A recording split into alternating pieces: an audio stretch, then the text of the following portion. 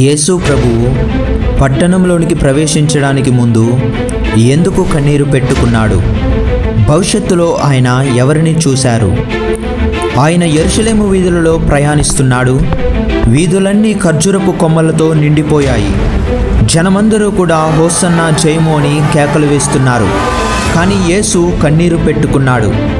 ఎందుకంటే జనం ఆయనను స్తుతిస్తున్నప్పటికీ ఆయన వారి హృదయాలను మరియు వారి భవిష్యత్తును చూశాడు.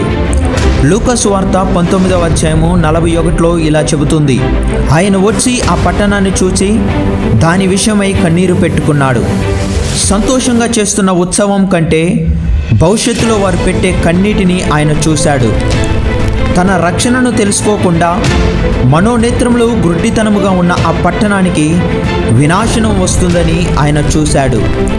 రక్తపాతం, దేవాలయము శిథిలమవ్వటం, ఆశ లేకుండా ఏడుస్తూ వేల సంఖ్యల్లో చెల్లాచెదురు కావటం ఆయన చూశాడు.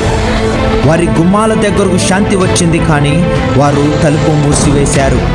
ఆయన పట్టణము దుఃఖించడం చూశాడు. గర్వంతో నష్టపోయిన ఆత్మలను చూశాడు. తమ మధ్యలో ఉన్న దేవుని గుర్తించడానికి వీలు లేని విధముగా అతిగా పరధ్యానములో ఉన్న హృదయాలను ఆయన చూశాడు. మరియు నేటికి ఆయన ఇంకా కన్నీరు పెడుతున్నాడు.